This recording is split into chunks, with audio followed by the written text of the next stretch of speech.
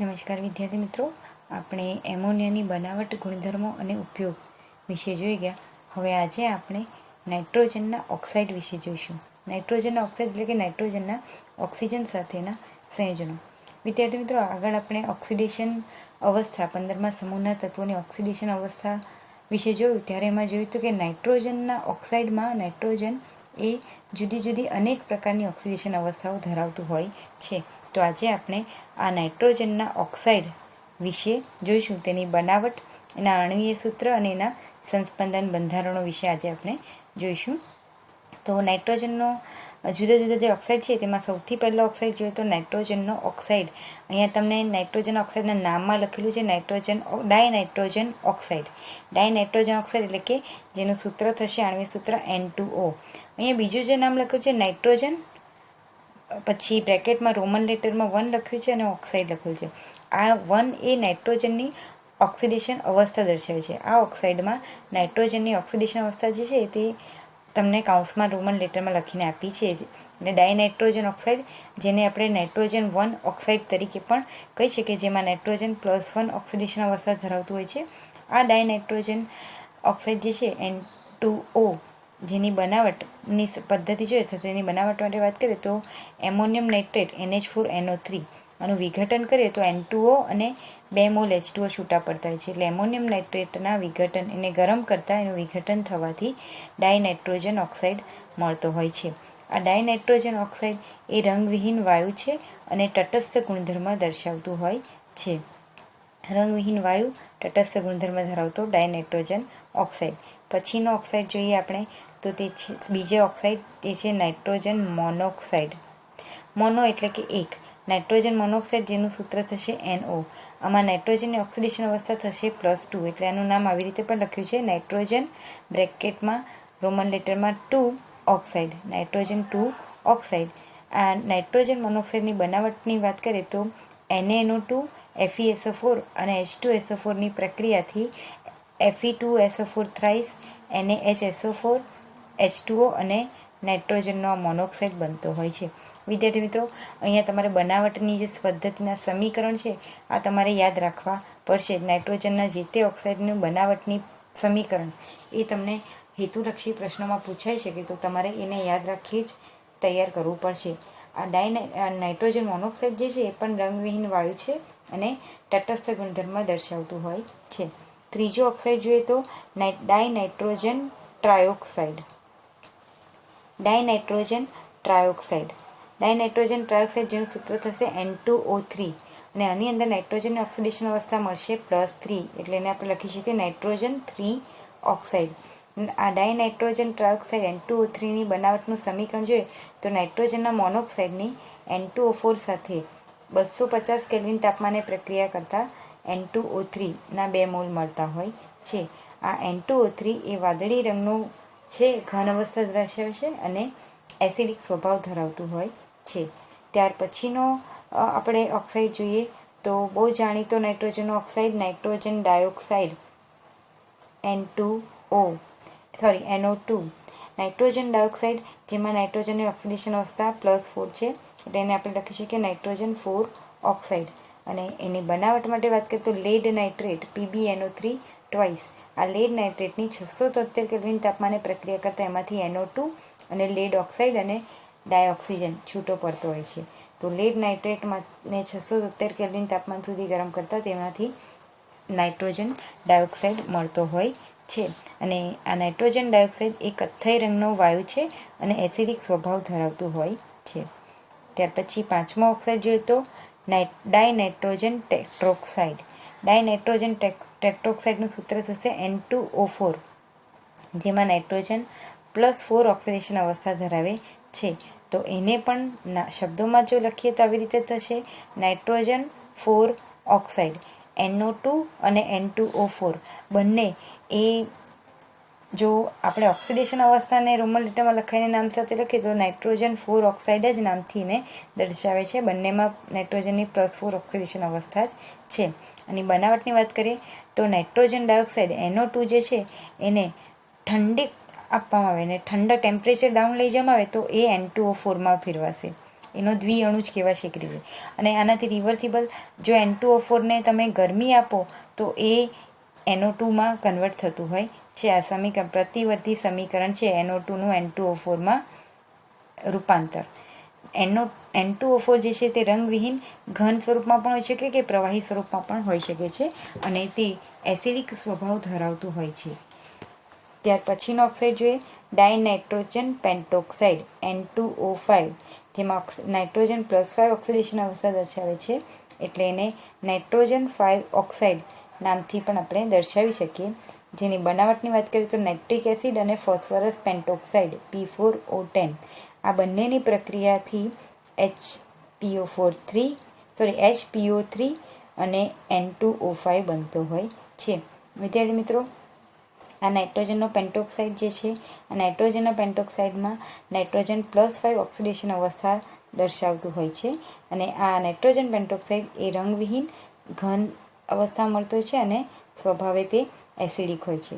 તો આ જે છે તે નાઇટ્રોજનના ઓક્સાઇડના આણ્વીય સૂત્ર અને તેની બનાવટ વિશે તમારે આને યાદ રાખવું પડશે. હવે આપણે જોઈશું નાઇટ્રોજનના આ જે ઓક્સાઇડ છે તેના સંસ્પંદન બંધારણો વિશે, તેના બંધારણીય સૂત્ર વિશે આપણે જોઈશું. નાઇટ્રોજનનો પહેલો જ જે ઓક્સાઇડ આપણે જોયો તે N2O, બરાબર, ડાયનાઇટ્રોજન ઓક્સાઇડ. અને ડાયનાઇટ્રોજન ઓક્સાઇડમાં 2 નાઇટ્રોજનની સાથે એક ઓક્સિજન જોડાય છે. એના બંધારણને અહીંયા ધ્યાનથી જોઈએ તો તમે બરાબર રીતે ધ્યાનથી જોશો તો નાઇટ્રોજન ડબલ બોન્ડથી જોડાય છે અને એ નાઇટ્રોજન સાથે ડબલ બોન્ડથી પાછો ઓક્સિજન પણ જોડે છે. આના સંસ્પંદન બંધારણની જો વાત કરીએ તો 2 નાઇટ્રોજન વચ્ચે જે દ્વિબંધ છે તે અને નાઇટ્રોજન ઓક્સિજન વચ્ચે દ્વિબંધ છે તે પૈકી નાઇટ્રોજન ઓક્સિજન વચ્ચે જે દ્વિબંધ છે તેનું ઇલેક્ટ્રોન યુગ્મ એ દ્વિબંધ ખસીને આ નાઇટ્રોજન પર જાય તો આ નાઇટ્રોજન પરથી ઇલેક્ટ્રોન યુગ્મ ખસીને ઓક્સિજન પર આવશે. એટલે આપણને આ રીતનું બંધારણ જોવા મળશે. તો આ N2Oના સંસ્પંદન બંધારણો છે. N2O એ રેખીય બંધારણ ધરાવતું છે. ત્યાર પછી બીજો જે નાઇટ્રોજનનો ઓક્સાઇડ જોયો તે છે નાઇટ્રોજનનો મોનોક્સાઇડ NO. અને નાઇટ્રોજનના મોનોક્સાઇડના બંધારણની વાત કરીએ આપણે તો નાઇટ્રોજનના મોનોક્સાઇડના બંધારણમાં નાઇટ્રોજન સાથે ઓક્સિજન જોડાયો છે અને નાઇટ્રોજન સાથે આ જે ઓક્સિજનનું જોડાણ છે આ જોડાણ એ નાઇટ્રોજન ઓક્સિજન વચ્ચે દ્વિબંધ રચાતો હોય છે. દ્વિબંધ રચાય છે અને તમે જોશો તો નાઇટ્રોજન પાસે એક અબંધકારક ઇલેક્ટ્રોન યુગ્મ છે, ઓક્સિજન પાસે 2 અબંધકારક ઇલેક્ટ્રોન યુગ્મ અને બીજું એક સિંગલ અબંધકારક ઇલેક્ટ્રોન છે. તો આ જે ઇલેક્ટ્રોન છે તે ઓક્સિજન પરથી ખસીને નાઇટ્રોજન પર જાય તો આપણને આ રીતનું બીજું બંધારણ મળે જે એનું સંસ્પંદન બંધારણ કહેવાશે. અને આ NO પણ રેખીય બંધારણ દર્શાવતું હોય છે. ત્રીજો નાઇટ્રોજન ઓક્સાઇડ ડાયનાઇટ્રોજન ટ્રાયોક્સાઇડ N2O3. અને આ N2O3માં 2 નાઇટ્રોજન વચ્ચે સિંગલ બોન્ડ અને તેની સાથે 3 ઓક્સિજન જોડાયા હોય છે. અને આના સંસ્પંદન બંધારણોમાં જો જોઈએ તો જે નાઇટ્રોજન સાથે સિંગલ અહીંયા એક નાઇટ્રોજન સાથે જે 2 ઓક્સિજન જોડે છે તેમની વચ્ચે ઇલેક્ટ્રોનની આપલે થશે. તો કઈ રીતે? તો આ જે દ્વિબંધ છે, જે ઓક્સિજન સાથે દ્વિબંધ છે, દ્વિબંધ ખસીને સિંગલ બોન્ડ તરફ આવશે અને સિંગલ બોન્ડવાળા ઓક્સિજનનું ઇલેક્ટ્રોન યુગ્મ ખસીને ડબલ બોન્ડવાળા ઓક્સિજન પર ખસશે. એટલે આપણને આ રીતનું બીજું સંસ્પંદન બંધારણ મળશે. આ N2O3 એ સમતલીય બંધારણ ધરાવતું હોય છે. ત્યાર પછીનો nitrogen oxide nitrogen dioxide NO2. Nitrogen સાથે 2 ઓક્સિજન જોડાયા છે જેમાંનો એક ઓક્સિજન દ્વિબંધથી અને બીજો ઓક્સિજન સિંગલ બોન્ડથી જોડાય છે. અને આના સંસ્પંદન બંધારણની વાત કરીએ તો દ્વિબંધથી જે ઓક્સિજન જોડે છે એનું દ્વિબંધનું બંધ ખસીને સિંગલ બોન્ડ તરફ જશે. તો સિંગલ બોન્ડના ઓક્સિજનનો ઇલેક્ટ્રોન યુગ્મ ખસીને દ્વિબંધ ધરાવતા ઓક્સિજન પર જશે. એટલે આપણને આ રીતનું બીજું સંસ્પંદન બંધારણ જોવા મળશે. આ નાઇટ્રોજન ડાયોક્સાઇડ એક કોણીય બંધારણ ધરાવતું હોય છે. નાઇટ્રોજનનો ત્યાર પછીનો ઓક્સાઇડ જોઈએ તો તે છે N2O4. N2O4 જેને આપણે કહીએ ડાયનાઇટ્રોજન ટેટ્રોક્સાઇડ. N2O4માં નાઇટ્રોજન સિંગલ બોન્ડ છે અને બંને નાઇટ્રોજન સાથે 2 ઓક્સિજન જોડાય છે. આ બંને ઓક્સિજનમાં સંસ્પંદન બંધારણની વાત કરીએ તો બંને પૈકી કોઈ બી એક જગ્યાએ, દાખલા તરીકે આ તરફની વાત કરીએ તો અહીંયા દ્વિબંધ ખસીને સિંગલ બોન્ડવાળા ઓક્સિજન તરફ જશે અને સિંગલ બોન્ડના ઓક્સિજનનો ઇલેક્ટ્રોન યુગ્મ ખસીને આ દ્વિબંધ ધરાવતા ઓક્સિજન પર આવશે. એટલે આપણને આ પ્રકારનું સંસ્પંદન બંધારણ જોવા મળશે. અને જો એ જ વસ્તુ અહીંયા થાય તો પણ તમને આ રીતનું જોવા જ મળશે. બાજુવાળા અહીંયા બાકીના NO2 વાળા ભાગમાં જશે તો ત્યાં પણ તમને આ સેમ જ બંધારણ જોવા મળવાનું છે. N2O4 એ સમતલીય આકાર ધરાવતું હોય છે. ત્યાર પછીનો નાઇટ્રોજનનો જે છેલ્લો ઓક્સાઇડ N2O5 ડાયનાઇટ્રોજન પેન્ટોક્સાઇડ. ડાયનાઇટ્રોજન પેન્ટોક્સાઇડમાં જોઈએ તો અહીંયા નાઇટ્રોજન બોન્ડ નથી. નાઇટ્રોજન એ ઓક્સિજન સાથે જોડાય છે અને એ બંને નાઇટ્રોજન સાથે બીજા બે એટલે કે 4 ઓક્સિજન બંને નાઇટ્રોજન સાથે સિંગલ બોન્ડ અને ડબલ બોન્ડથી જોડાતા હોય છે. તો આના સંસ્પંદન બંધારણોની વાત કરીએ તો જેમ આગળ જોયું તે રીતે ડબલ બોન્ડનું દ્વિબંધનું બંધ ખસીને સિંગલ બોન્ડ તરફ હશે. સિંગલ બોન્ડના ઓક્સિજનનું ઇલેક્ટ્રોન યુગ્મ ખસીને દ્વિબંધવાળા ઓક્સિજન તરફ જશે. એટલે આપણને આ પ્રમાણેનું બીજું બંધારણ જોવા મળશે. આ N2O5 એ સમતલીય બંધારણ દર્શાવતું હોય છે. તો વિદ્યાર્થી મિત્રો, નાઇટ્રોજનના ઓક્સાઇડના સંસ્પંદન બંધારણો તમને ટૂંકા પ્રશ્નો હેતુલક્ષીમાં કદાચ પૂછાય તો ધ્યાનમાં રાખવાનો, અથવા તો આમાંથી કદાચ પ્રશ્ન 2 માર્ક્સમાં પણ તમને પૂછાઈ શકે. પણ આ બંધારણો તમારે લખીને જ તૈયાર કરવા પડશે. અહીંયા આ બંધારણમાં જે બંધકોણ અને બંધ લંબાઈના મૂલ્યો આપ્યા છે એ તમારે યાદ રાખવાના નથી. હા, ફક્ત સમતલીય છે, રેખીય છે, કોણીય છે, કેવા પ્રકારનું બંધારણ ધરાવે છે એ તમારે ધ્યાન રાખવાનું રહેશે. નાઇટ્રોજનના ઓક્સાઇડ જોઈ ગયા પછી હવે આપણે નાઇટ્રોજનનું એક બહુ જ જાણીતું અને અગત્યનું સંયોજન નાઇટ્રિક એસિડ HNO3 જેની બનાવટ, ગુણધર્મો અને ઉપયોગ તમને 3 માર્ક્સના પ્રશ્નોમાં પૂછાઈ શકે એમાંથી, તો એ આપણે જોઈશું. HNO3 nitric acid.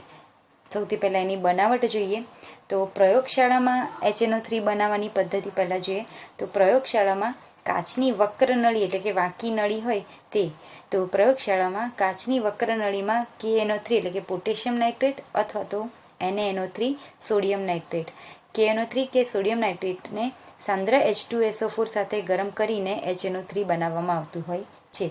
આ બનાવટ એની લેબોરેટરીમાં પ્રયોગશાળામાં બનાવટ છે કે જેમાં સોડિયમ કે પોટેશિયમ નાઇટ્રેટને H2SO4 સાથે ગરમ કરો તો HNO3 બનતું હોય છે. અહીંયા સમીકરણ પણ તમને આપેલું છે. NaNO3 H2SO4 સાથે પ્રક્રિયા કરે તો NaHSO4 અને HNO3 બનતું હોય છે.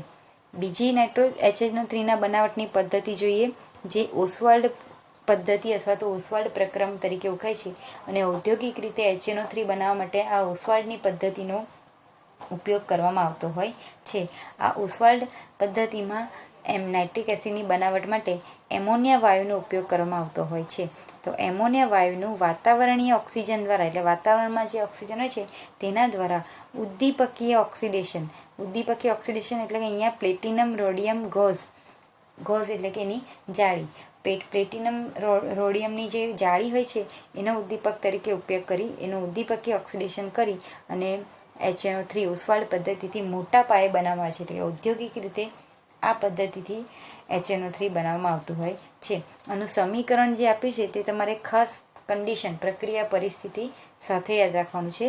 એમોનિયાની વાતાવરણીય ઓક્સિજન O2 સાથે PTRH ગોઝ ઉદ્દીપકની હાજરીમાં 9 બાર દબાણ 500 કેલ્વિન તાપમાન પ્રક્રિયા કરવામાં આવે તો આપણને NO નાઇટ્રિક ઓક્સાઇડ અને H2O બને છે. આપણે બનાવીએ છીએ HNO3 પણ અહીંયા HNO3 ડાયરેક્ટ પહેલા તબક્કામાં બનતું નથી. સૌથી પહેલાં એમોનિયાની ડાયઓક્સિજન અથવા તો વાતાવરણના ઓક્સિજન સાથે આ પરિસ્થિતિમાં પ્રક્રિયા કરીએ તો આપણને નાઇટ્રોજનનો મોનોક્સાઇડ મળતો હોય છે. આગળ જોઈએ હવે શું થાય છે. તો આગળ આ રીતે જે નાઇટ્રિક ઓક્સાઇડ બને છે, આ રીતે બનતો નાઇટ્રિક ઓક્સાઇડ એ ઓક્સિજન સાથે પ્રક્રિયા કરી અને NO2 આપે છે. એટલે નાઇટ્રિક ઓક્સાઇડ જે અહીંયા બન્યું, આ નાઇટ્રિક ઓક્સાઇડ ઓક્સિજન સાથે જોડાઈને NO2 આપશે. એટલે NO એ ઓક્સિજન આમે હવામાં અહીંયા ઓક્સિજન તો હોય જ છે એટલે NO સાથે પ્રક્રિયા કરીને તે NO2 નાઇટ્રોજન ડાયોક્સાઇડ આપશે. અને આ જે નાઇટ્રોજન ડાયોક્સાઇડ બન્યું એ પાણીમાં દ્રાવ્ય થઈને HNO3 આપે છે. તો NO2 એ પાણીમાં દ્રાવ્ય થઈ HNO3 અને પાછો નાઇટ્રિક ઓક્સાઇડ એ ફરી મળતો હોય છે. તો આ રીતે સ્ટેપ બાય સ્ટેપ પહેલાં તો એમોનિયાની હવામાન ઓક્સિજન સાથે પ્રક્રિયા કરીને નાઇટ્રિક ઓક્સાઇડ બનાવવામાં આવે છે આ નાઇટ્રિક ઓક્સાઇડ ઓક્સિજન સાથેની પ્રક્રિયાથી પછી એ NO2 માં ફેરવાય છે. આ NO2 પાણીમાં દ્રાવ્ય થઈને HNO3 બનાવતું હોય છે. આ જે HNO3 બને ત્યારે નાઇટ્રિક ઓક્સાઇડ ઉત્પન્ન થતો હોય છે અને આ નાઇટ્રિક ઓક્સાઇડ જે છે તે પુનઃ રિસાયકલ થાય છે, ફરીથી એની પ્રોસેસ કરવામાં આવે છે. ફરીથી નાઇટ્રિક ઓક્સાઇડને ઓક્સિજન સાથે પ્રક્રિયા થઈને NO2 બનશે. એ NO2 પાછો પાણીમાં દ્રાવ્ય થઈને HNO3 બનાવશે. એટલે આ રીતે જે ઉત્પન્ન થયેલો નાઇટ્રિક ઓક્સાઇડ છે તેનું પુનઃચક્રણ રિસાયકલ થતું હોય છે. અને આ રીતે જે જલીય HNO3 અહીંયા જે બન્યું HNO3 એ જલીય છે, કારણ NO2 પાણીમાં દ્રાવ્ય થઈ અને HNO3 બનાવે છે. એટલે જલીયમાં પાણીનું પ્રમાણ હશે તો જલીય HNO3 જે છે એને નિસ્યંદન દ્વારા દરથી આશરે 68% સુધી સાંદ્ર બનાવી શકાય છે. એટલે જલીય HNO3 છે એનું નિસ્યંદન કરવામાં આવે જેથી એમાં રહેલું પાણી ઉડી જાય છે અને નાઇટ્રિક HNO3 એની સાંદ્રતા વધીને લગભગ 68% જેટલું સાંદ્રતા ધરાવતું HNO3 આપણે મેળવી શકાય છે. એટલે 68% સાંદ્રતા એટલે 68% જેટલું એમાં HNO3 હશે, બાકીનું એમાં પાણી હશે. એટલે પાણી હોય તો ખરું પણ પહેલાં જેટલું હોય તેના કરતાં ઓછું થઈ જાય. એટલે આવી રીતે HNO3 બનતો હોય છે. હવે આ જે HNO3 બન્યું એ 68% સાંદ્રતાવાળું હતું, બરાબર. આપણે પ્રયોગશાળામાં સાંદ્ર HNO3 પણ ઘણી બધી જગ્યાએ વપરાતું હોય છે. તો એને સાંદ્ર બનાવવા માટે શું કરવામાં આવે કે આ જે HNO3 છે તેને સાંદ્ર સલ્ફ્યુરિક એસિડ સાથે નિર્જલીકરણ કરી અને 98% સુધી સાંદ્ર બનાવાય છે. સલ્ફ્યુરિક એસિડ બહુ સરળ નિર્જલીકરણકારક તરીકે વપરાતો હોય છે. એટલે 68% HNO3 બન્યું તો એમાં પાણી છે, એની સલ્ફ્યુરિક એસિડ વડે સાથે પ્રક્રિયા કરે તો સલ્ફ્યુરિક એસિડ એમાંનું બધું પાણી શોષી લે છે, નિર્જલીકરણ કરી દેશે, પાણીમાંથી બધું દૂર કરી દેશે અને 98% સાંદ્રતા ધરાવતો નાઇટ્રિક એસિડ આપણને મળતો હોય છે. તો વિદ્યાર્થી મિત્રો, આ થઈ HNO3ની બનાવટ પ્રયોગશાળામાં પણ અને ઔદ્યોગિક રીતે ઓસવાલ્ડની પદ્ધતિ.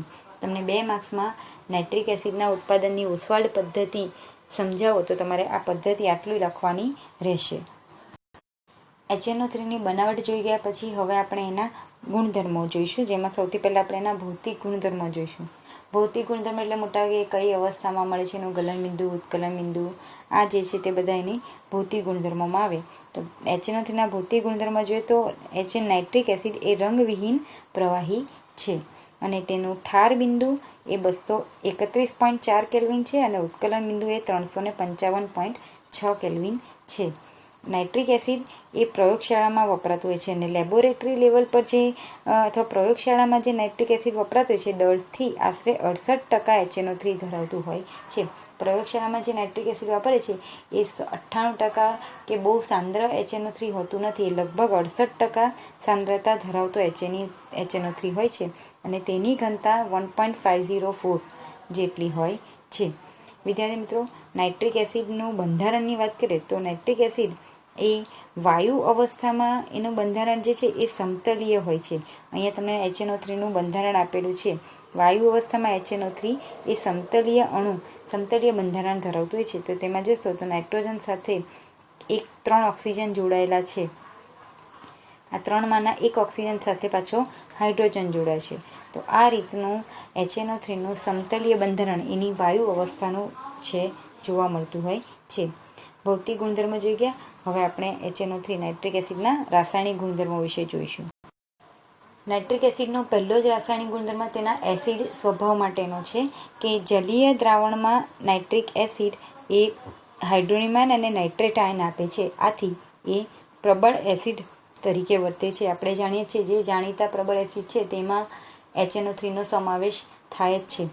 HNO3 એ પાણી સાથે પ્રક્રિયા કરે તો HNO3 એ પાણીને H+નું દાન કરશે, બરાબર. અને આર્હેનિયસ પરથી આપણે જોઈએ છે જે અથવા તો આ એસિડ બેઝના નિયમો છે, જે પ્રોટોનનું દાન કરે તે એસિડ કહેવાતો છે. તો HNO3 એ H+નું દાન કરે છે, તેથી તે એસિડની જેમ વર્તશે અને પાણીને આપી અને પાણી H3O+માં ફેરવશે અને HNO3 એ NO3- માં ફેરવાશે. તો આ એનો પ્રબળ એસિડ તરીકેનો ગુણધર્મ દર્શાવે છે.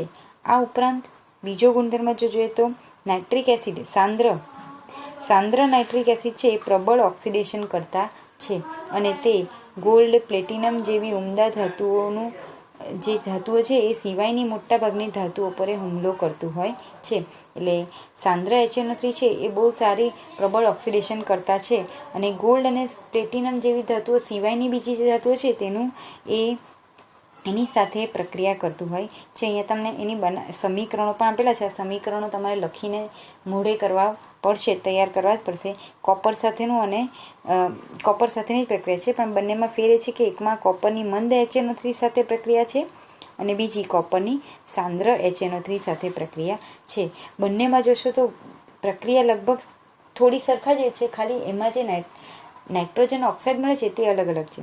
જો કોપરની મંદ HNO3 સાથે પ્રક્રિયા થાય તો કોપર નાઇટ્રેટ તો બને છે પણ નાઇટ્રોજન મોનોક્સાઇડ બને છે, અને જો કોપરની સાંદ્ર HNO3 સાથે પ્રક્રિયા કરે તો પણ કોપર નાઇટ્રેટ તો બનશે પણ નાઇટ્રોજન ડાયોક્સાઇડ મળતો હોય છે.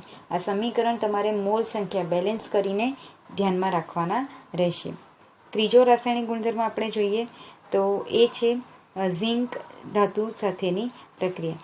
ઝિંક જે છે, આ ઝિંક મંદ નાઇટ્રિક એસિડ સાથે પ્રક્રિયા કરીને N2O બનાવશે અને સાંદ્ર એસિડ સાથે પ્રક્રિયા કરીને NO2 બનાવશે.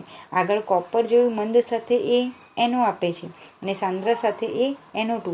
જ્યારે ઝિંક જે છે એ મંદ HNO3 સાથે પ્રક્રિયા કરો તો N2O બનાવશે અને સાંદ્ર સાથે પ્રક્રિયા કરો તો એ NO2 બનાવતું હોય છે. એ પણ, અને બંને પ્રક્રિયામાં ઝિંકનો નાઇટ્રેટ ક્ષાર તરીકે મળતો હોય છે. ત્યારબાદ કોપર અને એલ્યુમિનિયમ જેવી ધાતુઓ. આ કોપર અને એલ્યુમિનિયમ જેવી ધાતુઓ છે એ સાંદ્ર નાઇટ્રિક એસિડમાં દ્રાવ્ય થતી નથી, કારણ કે એ ધાતુઓ છે તેના પર ઓક્સાઇડનું સ્તર બની જતું હોય છે. તેથી કોપર અને એલ્યુમિનિયમ જેવી ધાતુઓ સાંદ્ર HNO3 સાથે પ્રક્રિયા આપતી નથી. પછીનો ગુણધર્મ જોઈએ તો સાંદ્ર નાઇટ્રિક એસિડ. સાંદ્ર નાઇટ્રિક એસિડ જે છે, સાંદ્ર નાઇટ્રિક એસિડ અધાતુઓ અને તેમના સંયોજનોનું ઓક્સિડેશન કરે છે. આમ પણ હમણાં જોયું કે નાઇટ્રિક એસિડ એ બહુ સારા ઓક્સિડેશન કરતા તરીકે વર્તે છે, અને સાંદ્ર નાઇટ્રિક એસિડ એ અધાતુ અને એના સંયોજનોનું ઓક્સિડેશન પણ કરતું હોય છે. એ દાખલા તરીકે વાત કરીએ આપણે પહેલી પ્રક્રિયા, તો સાંદ્ર નાઇટ્રિક એસિડ છે એ I2 આયોડિન સાથે પ્રક્રિયા કરે તો આયોડિનનું એ આયોડિક એસિડ HiO3 માં રૂપાંતર કરે છે. I2ની HNO3 સાથે પ્રક્રિયા થાય તો HiO3 જે આયોડિક એસિડ કહેવાય છે તેમાં, એટલે આનો અર્થ એવો થયો કે I2માં આયોડિનનો ઓક્સિડેશનાંક 0 હોય છે. HiO3માં આયોડિનનો ઓક્સિડેશનાંક તમે ગણીને જુઓ તો એ મળશે તમને +5 જેટલું. ટૂંકમાં I2નું HiO3માં રૂપાંતર થાય એટલે આયોડિનનું ઓક્સિડેશન થતું હોય છે. એટલે I2નું આયોડિક એસિડમાં ઓક્સિડેશન કરે છે. ત્યાર પછી કાર્બન સાથે, કાર્બન બી અધાતુ છે, કાર્બનની HNO3 સાથે પ્રક્રિયા કરતો CO2માં રૂપાંતર થાય છે એટલે કાર્બન ડાયોક્સાઇડમાં ઓક્સિડેશન કરે છે. સલ્ફર એસિડ તેનું H2SO4 સલ્ફ્યુરિક એસિડમાં ઓક્સિડેશન કરે છે. ફોસ્ફરસ P4 એનું H3PO4 ફોસ્ફોરિક એસિડ એમાં ઓક્સિડેશન કરતા હોય છે. તો આમ સાંદ્ર HNO3 એ આવા અધાતુ કે એના સંયોજનો જે છે તેનું ઓક્સિડેશન કરે છે, એટલે બહુ સારા ઓક્સિડેશન કરતા તરીકે વર્તે છે.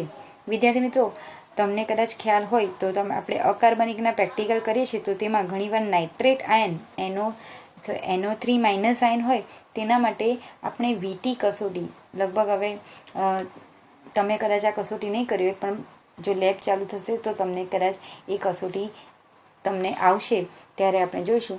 તો પ્રયોગશાળામાં આપણે નાઇટ્રેટ આયન NO3- આયન છે એની પરખ માટે VT કસોટી કરવામાં આવતી હતી, જેમાં કથ્થાઈ રંગની VT મળતી હોય છે.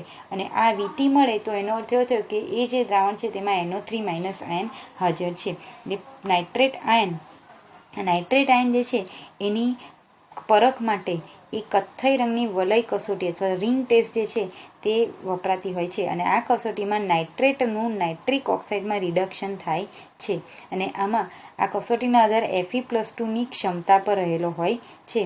Fe+2 એમાં વપરાતો હોય છે. Fe+2 એટલે ડાયરેક્ટ Fe+2 નહીં, પણ Fe+2 વાળું સંયોજન FeSO4 વપરાતું હોય છે, એના પર આધાર રાખતો હોય છે. જોઈએ આપણે આ કસોટી કેવી રીતે કરવામાં આવતી હોય છે. તમને કદાચ આ એક નાના પ્રશ્ન તરીકે પૂછાય કે ભાઈ કથ્થાઈ વલય કસોટી અથવા તો NO3- પરખ માટેની VT કસોટી સમજાવો, તો એમાં તમારે આ ટોપિક લખવાનો રહેશે. એકચ્યુઅલી આ છે તો HNO3ના રાસાયણિક ગુણધર્મોમાં જ, પણ કદાચ તમને આમાં HNO3 એટલે એમાં NO3- આયન આવે તો એના માટે અહીંયા NO3- પરખ માટેની વીટી કસોટી વિશે પણ તમને આપેલું છે. આ વીટી કસોટી છે તેમાં નાઇટ્રેટ આયન ધરાવતું જે પણ જલીય દ્રાવણ છે તેમાં મંદ ફેરસ સલ્ફેટ એટલે મંદ FeSO4 ઉમેરી ત્યારબાદ તેમાં કસનળીની દિવાલને અડકીને ધીમે ધીમે સાંદ્ર H2SO4 ઉમેરવામાં છે. આ કસોટી આખી તમે કેવી રીતે લેબમાં કરો છો ને તેના પર છે. તમારે હું તમને ઓરલી કહું કેવી રીતે, તો એક ટેસ્ટ ટ્યુબ હોય તેમાં તમારે NO3- વાળું દ્રાવણ લેવાનું હોય. તેની અંદર તમારે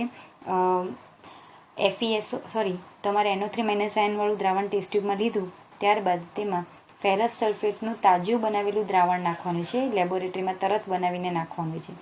એ દ્રાવણ નાખ્યા પછી તમારે ટેસ્ટ ટ્યુબને હોલ્ડરથી પકડવાની અને પછી એ ટેસ્ટ ટ્યુબમાં સાંદ્ર H2SO4 કસનળીની જે દિવાલ છે ને ટેસ્ટ ટ્યુબની એને અડકીને ધીમે ધીમે નીચે જાય તેવી રીતે તમારે ઉમેરવાનું હોય છે.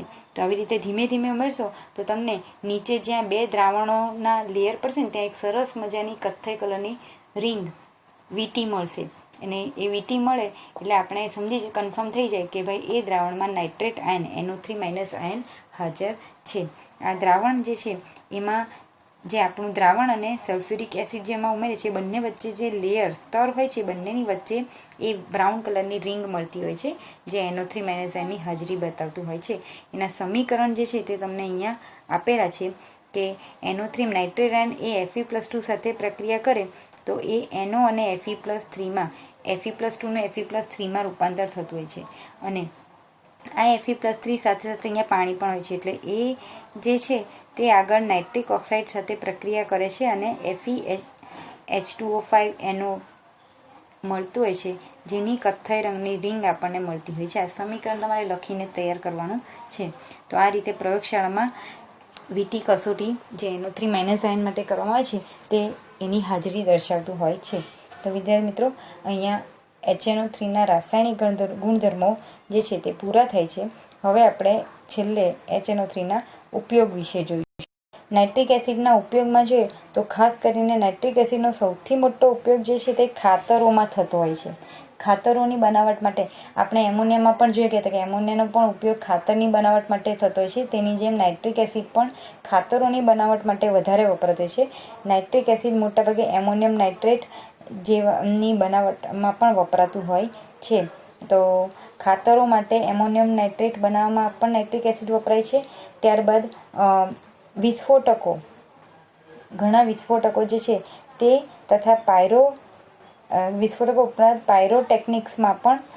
ટેકનિક્સમાં ઉપયોગી થતા અન્ય નાઇટ્રેટ સંયોજનોની ઉપયોગ છે વિદ્યાર્થી મિત્રો તમારે યાદ જ રાખવાના છે. વિસ્ફોટકો તથા પાયરોટેકનિક્સ જે છે તેમાં કેટલાક નાઇટ્રેટ સંયોજનો વપરાય છે તેના ઉત્પાદનમાં આ નાઇટ્રિક એસિડ વપરાય છે. એ ઉપરાંત નાઇટ્રોગ્લિસરીન, ટ્રાયનાઇટ્રોટોલ્યુઇન અને અન્ય કાર્બનિક નાઇટ્રો સંયોજનોની બનાવટમાં વપરાતું હોય છે. એટલે મોટાભાગે નાઇટ્રો સંયોજનો છે ને એની બનાવટ માટે HNO3 ઘણી બધી જગ્યાએ વપરાય છે. આ ઉપરાંત બીજું સ્ટેનલેસ સ્ટીલ, આપણે જે સ્ટીલ વાપરીએ છીએ ને આ સ્ટેનલેસ સ્ટીલના એસિડ ઉપચારમાં સ્ટેનલેસ સ્ટીલ બનાવવાનું હોય ત્યારે એને એસિડ ટ્રીટમેન્ટ આપવામાં આવતી હોય છે. તો એ એસિડ ઉપચારમાં ધાતુઓના નિક્ષારણમાં અને રોકેટ બળતણમાં ઓક્સિડેશન કરતા તરીકે HNO3 વપરાતું હોય છે. તો વિદ્યાર્થી મિત્રો આ HNO3ના ગુણધર્મ છે, ઉપયોગ છે. તો આ ઉપયોગમાંથી તમને 2 કે 3 યાદ રાખવાના જે છે એ તમારે યાદ રાખી લેવાના, કારણ કે પ્રશ્ન પૂછાય બનાવટ, ગુણધર્મ અને ઉપયોગ, તેમાં તમારે વધારેમાં વધારે 2 ઉપયોગ લખવાના હોય. તો આમાંથી કોઈ પણ 2 થી 3 ઉપયોગ જે છે તમારે યાદ રાખી લેવાના, જે તમારે લખવાના રહેશે. તો આજે આપણે આટલા સુધી જોઈશું નાઇટ્રિક એસિડ અને નાઇટ્રોજનના ઓક્સાઇડ, તેના વિશે આજે આપણે જોયું. બીજું પછી નેક્સ્ટ ટાઈમ જોઈશું. Thank you.